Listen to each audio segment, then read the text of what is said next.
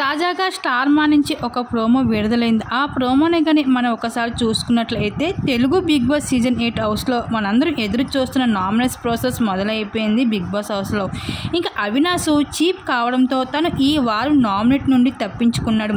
ఇంకా మిగతా హౌస్మేట్స్ కూడా ఒకరు అయితే నామినేట్ చేసుకుంటూ రావడం జరిగింది. అయితే తాజా ఇంక ఈ విషయం పక్కన పెడితే ఇండియాలో ఎన్ని లాంగ్వేజ్లో బిగ్ బాస్ ఉంటే అన్ని లాంగ్వేజ్లో ఏ లాంగ్వేజ్లో కూడా ఇలాంటి ట్విస్ట్ అయితే ఇదివరకు జరగలేదని చెప్పుకోవచ్చు. ఆ ట్విస్ట్ ఏమిటంటే ఆల్రెడీ ఎలిమినేట్ అయిన కంటెస్టెంట్స్ మళ్ళీ బిగ్ బాస్ హౌస్ లోపలికి రీఎంట్రీ ఇచ్చి ఈ 12th వీక్లో నామినేషన్లో పాల్గొని ఎలిమినేట్ అయిన కంటెస్టెంట్స్ ఒక్కొక్కరు అయితే ఇద్దరిని హౌస్లో ఉన్న కంటెస్టెంట్స్ని నామినేట్ చేసి మళ్ళీ వెళ్ళిపోతారు. అలాగా ఇలా నామినేట్ కోసం మాత్రమే హౌస్ లోపలికి వచ్చిన ఎలిమినేట్ అయిన కంటెస్టెంట్స్లో ఇద్దరు కంటెస్టెంట్స్ని హౌస్లోనే ఉండిపోతారు అని టాక్. అంటే ఇద్దరు కంటెస్టెంట్స్ రీఎంట్రీ ఇస్తారు అని అర్థం.